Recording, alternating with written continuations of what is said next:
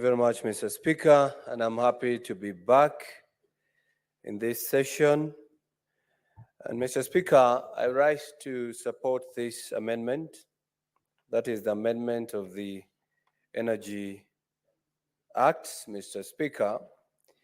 And this amendment is not only talking about energy, it is about safeguarding the future of Kenya's economy, environment, and of course, citizens, Mr. Speaker. Why am I saying so? Mr. Speaker, you know we use thermal energy in this country, or at least that is the major source of energy. This bill is trying to bring about renewable energy and technology, supporting renewable energy, and you know we are a country that recently passed a climate action act because we want to be in the front line when it comes to matters climate change. And we can only achieve that, Mr. Speaker, by coming up with renewable energy like wind and solar. Mr. Speaker, I remember the first presidential address at the National Assembly or the joint houses, Mr. Speaker.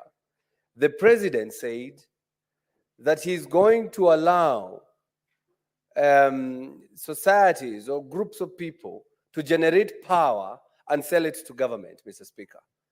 I believe this bill or this amendment is going to assist in achieving exactly that. County government can come up with power generating activities so that they can also earn revenue, Mr. Speaker. A county government like Nairobi and Kiambu, which of course has a lot of garbage and waste, Mr. Speaker, they can use that waste to generate power. And then they can sell that power to the national grid. Then, whenever they use the power for their hospitals, their car parks, their schools, they can as well be paying less than what they're paying today, Mr. Speaker. And the money that they get from there, they can use it to build roads and other entities, Mr. Speaker. Mr. Speaker, and I want to tell Senator Cherargei, because he mentioned when he was giving his contribution, I take up the challenge. I take up the challenge, Mr. Speaker, because I'm not easily coerced. I'm uncompromisable, Mr. Speaker. I'm intrepid. And by saying that, Mr. Speaker, I might be small in stature, but I'm intrepid at heart, and I cannot back down, because coming from an area or an era where people are referring to problems and other people are snakes, Mr. Speaker, I am saying that we shouldn't even deal with the vipers, Mr. Speaker. Vipers are small snakes. Let's talk about Cobra. Let's talk about Black Mamba, Mr. Speaker. And these are the issues that you are raising whenever you appear, even in our committees, like the issue of Adani, Mr. Speaker.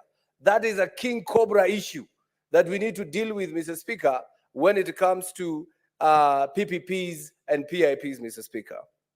Mr. Speaker, when you look at this amendment bill, it's talking about public participation. And public participation, I want to make it clear. There's a difference between public participation and stakeholders consultation, Mr. Speaker. Public means you consult everyone, whether they're in that field, whether they use electricity, whether they don't have it, whether they have it, or whether they're not interested. They must have a say, Mr. Speaker. Because public participation, as it is in the Constitution, it talks about the people of Kenya must be informed, must be given details, must be listened to. And as you know, whenever we have public participation, we ask for written memoranda. We also ask for oral submissions, Mr. Speaker. This bill is saying that we must involve the public in decisions that affect their daily life, Mr. Speaker. Because this bill empowers Kenyans to have a say in how energy is procured, ensuring that, Mr. Speaker, their voices are heard, Mr. Speaker. Mr. Speaker, the reason why we pay high bills when it comes to electricity is because Kenya Power get into contracts even when they don't need that power, Mr. Speaker. this bill is saying there must be a feasibility study before any contract is entered into, to ask whether you need that power or you don't need that power, Mr. Speaker. Mr. Speaker, when you do that, you're able to prevent the people of Kenya from paying high bills or from having exaggerated power connection fees, Mr. Speaker. Mr. Speaker, when you talk about transparency and accountability, whenever you are having these companies that generate power, we don't know who the directors are. We don't know their names. Some people, even within the government, hide behind these kind of people to come and sell power or generate power and sell it to the government. You know, the government officials selling power to government. By making this information public, we'll be able to know who owns what, and we'll be able to watch them because we know them. Because if your name appears somewhere, Mr. Speaker, and they say you own this company, and then we see the way you live, you do not look as if you own something like that, we will know you're a proxy to someone, Mr. Speaker. So I believe this energy amendment bill brings about transparency and accountability. Mr. Speaker,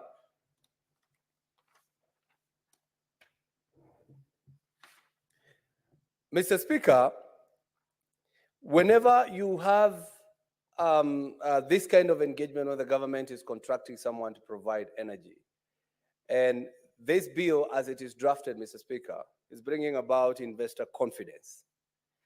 And when there is investor confidence, Mr. Speaker, people will be able to invest in such ventures, Mr. Speaker.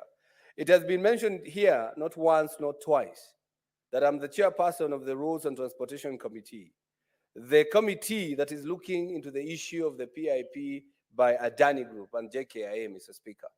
And I'm telling you, the way we are going to handle this issue is going to either bring about confidence to those investors who would want to invest in this country, Mr. Speaker, and also to have trust, because you see, this government, Mr. Speaker, there is an issue of trust, and somebody says the trust deficit.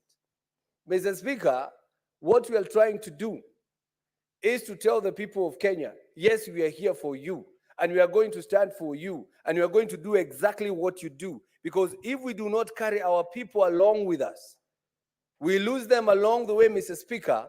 As I said the other day, we will find them at the finish line. And when we find them at the finish line, they won't be happy with us, Mr. Speaker. And we have to do exactly what we are mandated to do as the senators.